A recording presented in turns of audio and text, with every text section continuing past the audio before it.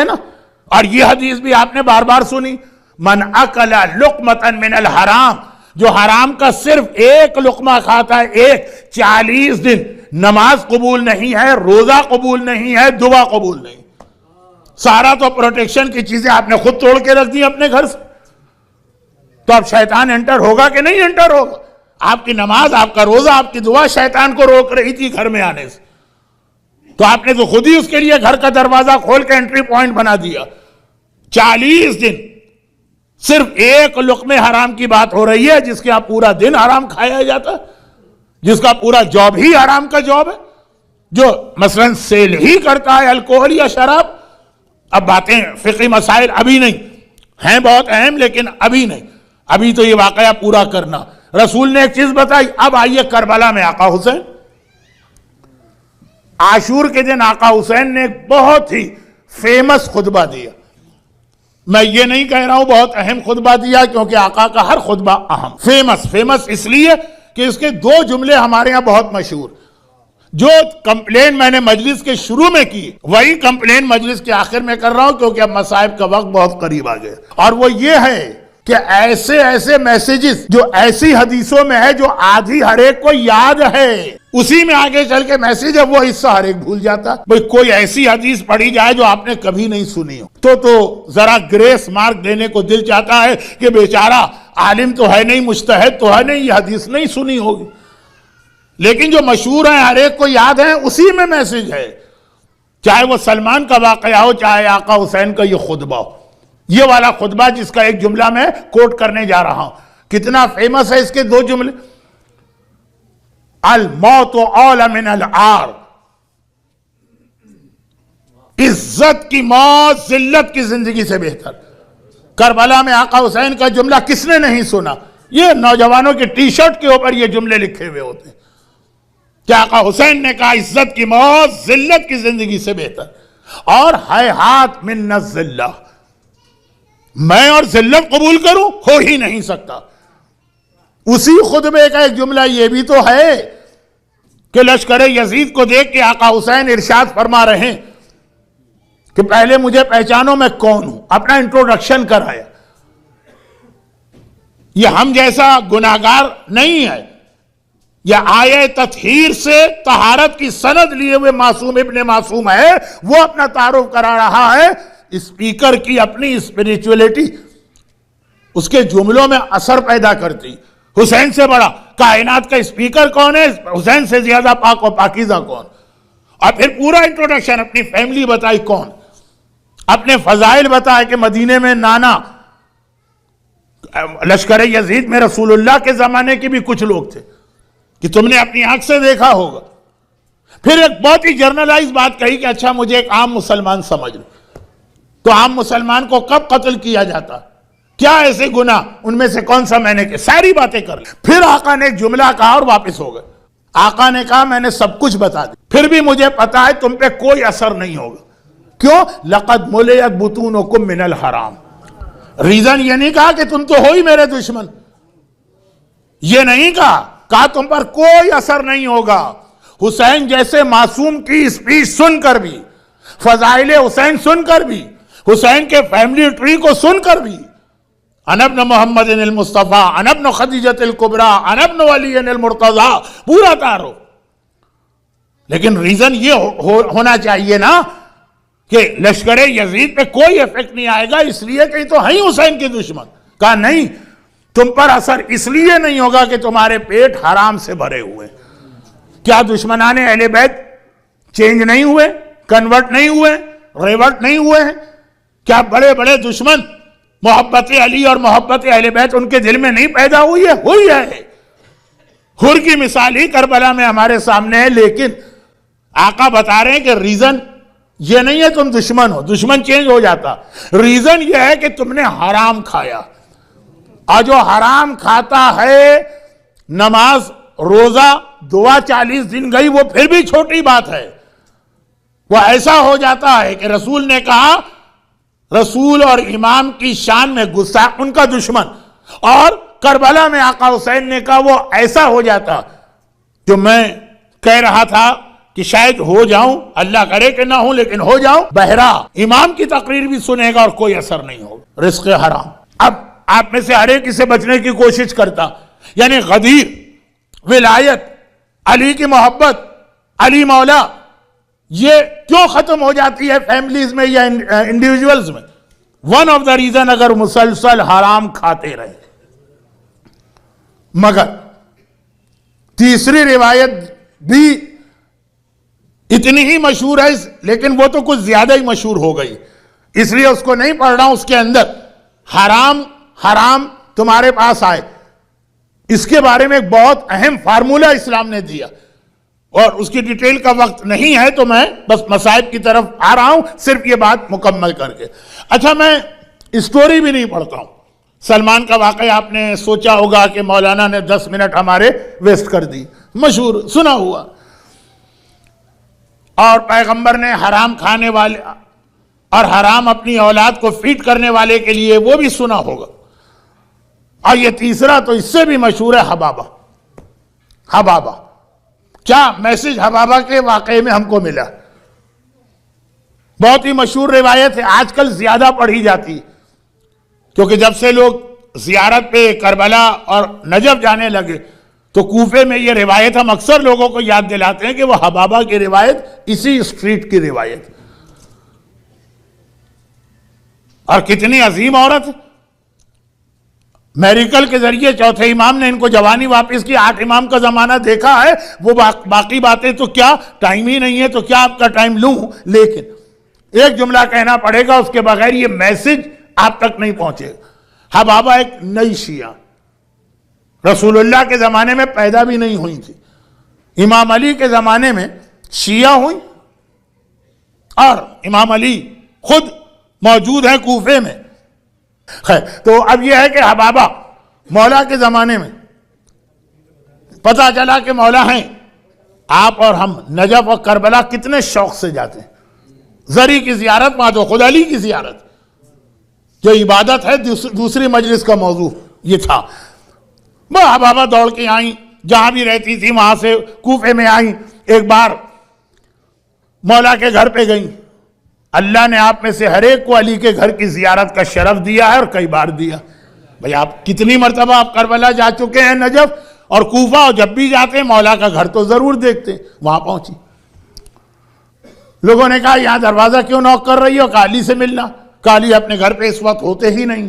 بڑی آرگنائز زندگی ہے میرے مولا کی، جتنا زیادہ ہم لوگ ٹائم کے بارے میں کیئر لیس ہیں، اتنا ہی علی کی زندگی، یعنی جو اردو میں کہا جاتا ہے کہ اس کو دیکھ کے آپ اپنی گھڑی کو ایڈجسٹ کر لیں، فلاں آدمی اتنا زیادہ پنکچوئل۔ مولا کا ٹائم ہے، یہ مسجد، یہ آرام، یہ کوٹ، وہ جو مسجد کوفہ میں علی کا کوٹ تھا، دکت القضا، یہ بازاروں کا سروے، روزانہ بازار مارکیٹ کا سروے۔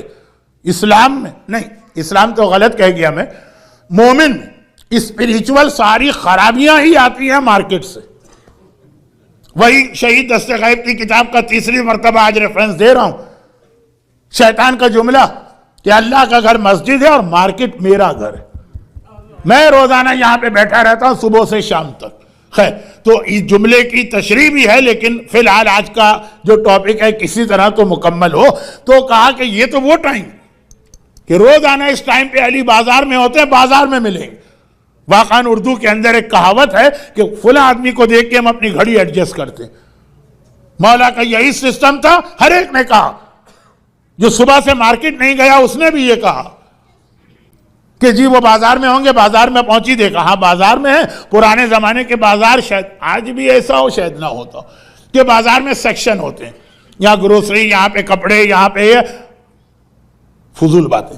گوشت کا جو سیکشن ہے مولا وہاں تھے، اور گوشت میں بھی پھر ایک سیکشن تھا سی فوڈ کا، مولا وہاں تھے، اور دکاندار کو پنش کر کے اس کی دکان سے اٹھا رہے تھے، اور اپنے ساتھ قمبر سے کہہ رہے تھے اس کی دکان کو سیل کر دو، لاک کر دو، سیل کر دو، اس کا پرمٹ واپس لے لو، اسے بزنس کی اجازت۔ اب مولا کے صحابی قریب کھڑے، انہوں نے پوچھا مولا کیوں؟ وائی؟ یہ وائی آبجیکشن کے لیے نہیں ہے، بات سمجھنا ہے۔ مولا نے کہا اس لیے کہ یہ اس مچھلی کو بیچ رہا جس پہ بنی اسرائیل کی قوم ہے، جس پہ اللہ کا عذاب آیا، اور مروان کا لشکر ہے یہ، اے مروان کے لشکر اور بنی اسرائیل کی عذاب والی قوم کو بیچنے والے، علی کی حکومت اور خلافت میں، یعنی وہ مچھلی جس پر اسکیل نہیں ہوتے ہیں، چھلکے نہیں ہوتے ہیں، پتہ نہیں اس کو گجراتی میں کیا کہتے ہیں، لیکن آپ میری بات سمجھ رہے ہوں گے۔ تو خلاصہ یہ مولا نے کہا کہ یہ حرام مچھلی بیچ رہا، اور یہ جانور تو بہت سارے حرام، مگر یہ تو وہ حرام ہے جس پر عذاب خدا آیا تھا۔ صحابی امام نے کہا تو مولا یہ لوگ غلطی کیا کرتے تھے جو عذاب آیا؟ اللہ ایسے تو عذاب نہیں دیتا۔ کہا کہ یہ وہ لوگ تھے جو اپنی داڑھی شیو کر کے گھر سے نکلا کرتے تھے۔ مولا کا زمانہ ہوتا تو بہت سارے ایسے آڈینس ہے کہ آڈینس نہیں ہوتے، مچھلیاں تیر رہی ہوتی اس میں ہم کو تقریر کرنا پڑتی۔ یہ خدا کا احسان ہے۔ وَمَا كُنَّ مُعَذِّبِينَ وَأَنْتَ فِيهِمْ، اے رسول تمہارے آنے کے بعد تمہاری قوم پر اس طرح کا عذاب نہیں آئے گا۔ شکر ہے خدا کا، اگر ہم موسیٰ کی امت میں پیدا ہوتے پتہ نہیں کتنی بار مچھلی بن چکے ہوتے، اور عیسیٰ کی امت میں پیدا ہوتے پتہ نہیں کتنی بار بندر بن چکے ہوتے۔ بندر کا ذکر تو قرآن نے سورہ بقرہ میں کیا۔ تو خلاصہ یہ کہ مولا نے کہا یہ حرام، یہ حرام کام کرتے ہیں، اللہ نے اس شکل کی ایک مچھلی بنائی، وہ ختم ہو گئی، لیکن قیامت تک کے لیے پھر اللہ نے ایک مچھلی ایسی پیدا کی، اس کو دیکھو، اس کو یاد کرو کہ عذاب آیا ہے عذاب۔ لیکن پھر مولا نے ایک جملہ کہا جو ہمارے یہاں فقہ میں، درس خارج میں، مجتہدین کے پاس، رسالہ عملیہ میں ایک محاورہ بن گئے، کیونکہ 5ویں امام نے بھی اس کو ریپیٹ کیا، 6ٹھے امام نے بھی اس کو ریپیٹ کیا۔ جب دکاندار کو پنش کیا، اس کو دکان سے باہر نکالا، اس کی دکان کو سیل لگا کے لاک کر دی یا لاک لگا کے سیل کر دی، تو دکاندار تو کچھ بولا ہوگا نا، اسے چپکے سے خاموشی سے تو کوئی آدمی برداشت نہیں کرتا۔ گھبرا کے کہا مولا مجھے پتہ ہی نہیں تھا کہ یہ حرام ہے۔ جو ایک ایکسکیوز ہم بڑی محنت سے بنا رہے ہیں نا کہ قیامت میں یہی کہیں گے، جو اللہ پوچھے گا یہ حرام کیوں، کہ اچھا اللہ یہ بھی حرام ہے، ہمیں تو پتہ ہی نہیں تھا، ہمیں تو پتہ ہی نہیں تھا۔ دیکھیے شروع میں یہ بات سیریس بھی تھی، جب میں نے وہ جو کراچی کا واقعہ پڑھا کہ بھئی شادی کے موقع پر بیوی تمہاری محرم بنے گی، وہ بھی نکاح کے بعد سالیاں محرم نہیں بنے گی۔ اچھا ہم تو بہن سمجھتے ہیں چھوٹی، ہمیں تو پتہ ہی نہیں تھا، چلیں ٹھیک۔ بھابی، اچھا وہ بھی نامحرم ہوتی؟ ہمارے ہاں تو اتنی الٹی شریعت چلتی کہ خاتون شادی کے بعد اپنے فادر ان لا سے حجاب کیا کرتی ہے اور اپنے دیور سے بے حجاب، بلکہ مذاق ہنسی، وہ ہمیشہ کا محرم ہو گیا۔ شاید وہ سائن آف رسپیکٹ ہو، لیکن بہرحال اچھا چاچی بھی نامحرم، ہمیں تو کسی نے بتایا ہی نہیں۔ بلکہ میں نے کہا یہ شروع میں سیریس بھی تھی بات۔ اچھا تقلید واجب ہے، ہمیں نہیں معلوم، بہت سے لوگ ہیں جو صحیح تھے، آج سے 40 سال پہلے کی بات کر رہا ہوں۔ اچھا خمس بھی دینا پڑتا ہے، اور چلیں دینا تو پڑتا، وہ جو ہماری گاڑی کے ٹینک میں گیس ہوتی ہے ڈیٹ آف خمس کو، اس کا بھی کیلکولیشن کرنا کہ کتنی گیس اس کے اندر باقی ہے، اس کا بھی خمس ہے۔ جو عورت کے ڈریسنگ ٹیبل پہ پرفیوم کی بوٹل میں بچا ہوا پرفیوم ہے، اس کا بھی خمس ہے۔ جو بچے نے، اب آج کل تو شاید یہ آئی فون اور پیڈ آ گیا، لیکن پاکستان انڈیا میں اسٹل ایکسرسائز بکس ہوتی ہیں جس پہ بچے نوٹ لکھتے ہیں، آدھی یوز ہوئی آدھی ان یوز ہے، اس کا بھی خمس ہے۔ ارے فلاں ناول یا مذہبی کتاب خرید کے لائے تھے، پڑھی نہیں، گھر میں رکھی ہے، اس کا بھی خمس ہے۔ جب لوگ کہتے ہیں یہ بات سمجھ میں آتی ہے، اتنے ٹیکنیکل مسئلے بہت سے لوگوں کو نہیں معلوم تھے، ابھی تک بہت سے لوگوں کو یہ مسئلہ نہیں معلوم کہ سم ٹائمز خمس 24% ہوتا ہے، 20% نہیں ہوتا ہے، نہیں معلوم۔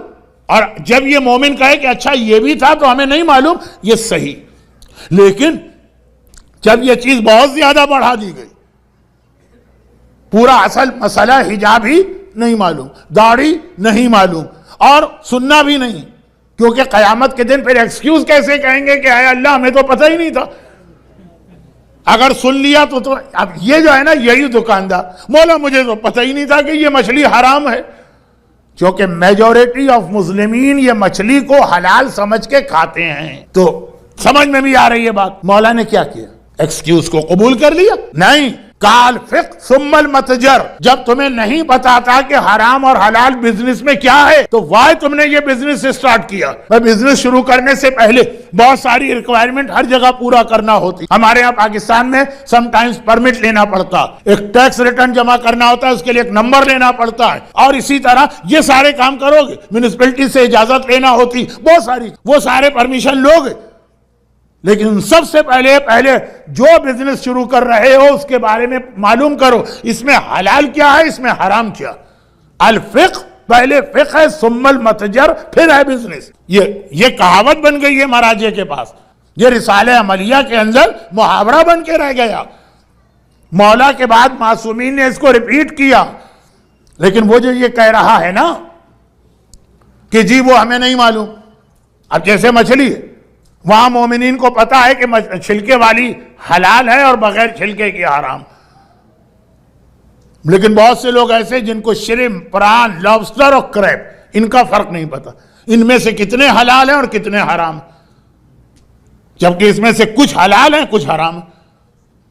اب یہ مسائل تو اس وقت، اچھا مسائل اگر آ جائیں مجلس میں تو کوئی حرج بھی نہیں، لیکن ٹائم بھی مجھے دیکھنا ہے، غم کی بڑی راتیں. تو بس اب اتنی سی بات. مولا نے کہا کون سا بزنس کر رہے؟ گوشت کا، گوشت کے مسئلے پوچھو جا کے. کپڑے کا، کپڑے کے مسئلے پوچھو.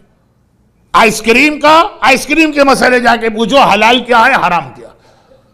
الفقہ ثم اچھا اب کیا ہوا؟ یہ مولا کی حدیث ہے. پانچویں امام نے اس میں ایک جملہ ایڈ کر دیا جو میری مجلس کا اصل ٹاپک تھا. یہ جملہ پانچویں امام نے کہا الفقہ ثم المتجر. یہ خالی بزنس کے حوالے سے نہیں ہے، یہ ہر کام میں ہے. نماز پڑھنا ہے پہلے مسئلے معلوم کرو، کیسے پڑھی جاتی ہے نماز. حج کرنا ہے پہلے مسئلے معلوم کرو. لیکن چونکہ آج کا جو ٹاپک اور سبجیکٹ ہے، اس لیے تجارت سے پہلے مسئلے سیکھو. یہ معصوم نے کہا، پانچویں نے ایڈ کر دیا جملہ، فرمایا اور جو مسئلے سیکھے بغیر تجارت کرے گا اس کے مال میں حرام آ ہی جائے گا، چاہے وہ حرام سے بچنے کی کوشش بھی کر رہا ہو. جب معلومات ہی نہیں ہے نا، لیک آف نالج ہے، امام فرما رہے حرام آ ہی جائے گا. اور آج کا موضوع یہ تھا کہ جس کے گھر میں حرام آ جائے اس نے گویا اپنے گھر کا دروازہ کھولا دشمنی اہل بیت کو انٹر کرنے کے لیے. کبھی آدمی اس نیت سے گھر کا دروازہ نہیں کھلتا کہ چور یا ڈاکو آئے، لیکن بہرحال آپ نے گھر کا دروازہ due to any serious reason کھلا رکھا. او بیٹا آنے والا ہے، ہمیں نیند آ رہی ہے، سو جاتے ہیں، دروازہ کھلا رکھو. آپ نے چانس تو دیا نا چور اور ڈاکو کو گھر میں آنے کا. تو جہاں پہ حرام روزی آئے گی گھر میں رزق، دشمنی اہل بیت انٹر ہو سکتی. نماز اس کو روکے گی، وہ بھی ختم کر دی ہم نے حرام کھا کے. روزہ اس سے بچائے گا، وہ بھی ہم نے ختم کر دیا. دعا عدیلہ، وہ بھی تو ایک دعا ہے نا، لیکن حرام آ گیا تو ہم نے دعا عدیلہ کا بھی بینیفٹ ختم کر دی. اب دیکھیں شیطان نے کیسے مسئلے میں ہم کو الجھا دیا. ہمارے گھر میں حرام انکم آ جائے وہ باقی سارا کام آسان ہے. اب نہ اس کو نماز کی زیادہ فکر ہے شیطان کو، نہ روزے کی، نہ دعا کی، نہ دشمنی اہل بیت کی. خود ہی آہستہ آہستہ آ جائے گی. ہاں کسی وقت بھی آدمی توبہ کر لے، توبہ کا دروازہ ہر وقت کھولا. شیطان کی ساری زندگی کی محنت، ایک توبہ آپ کر لیں، 70 ایئرز اس نے ہم کو بہکایا، ہم بہک بھی گئے. شراب بھی پی، سور بھی کھایا، حرام بھی کیا، بے حجابی بھی، نمازیں بھی قضا کیے. ایک توبہ کر لیں اور معلوم ہوا کہ سارا کا سارا گناہ معاف، شیطان کی ساری محنت ختم. اسی لیے شیطان ادھر آنے نہیں دیتا. ہمارے یہاں لوگ توبہ بھی کرتے ہیں. شب قدر میں تو دیکھیے کیسا تڑپ تڑپ کے توبہ کر رہے ہوتے ہیں. یہ کوئی تھوڑی توبہ. توبہ یہ ہے کہ توبہ کی ہے تو حرام سے اگر مکان بنایا مکان واپس کر، اور گاڑی ہے تو گاڑی واپس کر، اور اگر پیسے ہیں ڈالر تو وہ واپس کرے. ایک طریقہ اللہ نے بنایا، ایک وے آؤٹ ہے، ایک نکلنے کا راستہ ہے، ایک ایگزٹ ہے، لیکن وہ بھی ہم نے بند کر دیا. باقی باتیں تو بہت ہوں گی، لیکن خلاصہ یہ کہ ولایت علی ہمیں مل گئی، لاکھ لاکھ شکر کے سجدے کرے. لیکن اب پریشان رہیے کہ مرتے دم تک اس کو بچانا، اور مرتے دم تک ہی نہیں، جنریشن میں اس کو بچانا. اور اس کے لیے صرف اونلی ایک چیز نہیں ہے. تو آج کا سبجیکٹ یہ بن گیا. ایک دن حسد بھی آیا، ایک دن جہالت بھی آئی، الگ الگ چیزیں آ رہی. تو کوشش کریں کہ حرام نہ آنے پائے، اگر آ جائے تو اس کا طریقہ پوچھیں. مثلا کچھ لوگوں کے پاس آسٹریلیا میں ایسی فرنچائز ہے جہاں پہ باقی سب چیز حلال ہے، ان کو پورک کے سینڈوچ بھی بیچنا ہے. اب یہ تو ہر ایک کو معلوم ہے کہ حرام ہے، لیکن بہت ہی ایکسٹریم کیس ہے کہ اس کے بغیر وہ مر جائیں گے. تو اس ایکسٹریم کیس میں اجازت تھی، لیکن شرط یہ تھی کہ جتنی اس کی انکم آئے گی یہ کیلکولیشن کرے کہ ایک دن میں یا ایک ویک میں یا ایک منتھ میں کتنے آپ نے پورک کے سینڈوچ بیچے، اس کے پیسے نکال کے الگ کریں گے اور مرجے کو واپس کریں گے. دیکھیں اب یہ ہے توبہ. مجبور ہیں تو حرام ہو گیا تو اللہ معاف کرے گا، وہ پیسے اس کو بھی پاک کرنا پڑتا ہے. یہ پورا ایک بہت بڑا سبجیکٹ ہے توبہ کا طریقہ. لیکن اگر یہ نہ کیا، یعنی حرام سے اپنے آپ کو نہیں بچائے، تو آدمی آہستہ آہستہ دشمن اہل بیت بنتا ہے. اور دشمن اہل بیت تو خیر یہی بہت بڑی چیز، ہیومینٹی سے بھی باہر نکل جاتا. کچھ چیزیں ایسی ہیں کہ ہم نے کہا کہ بھائی اہل بیت کی محبت، یہ کام نہ کرنا.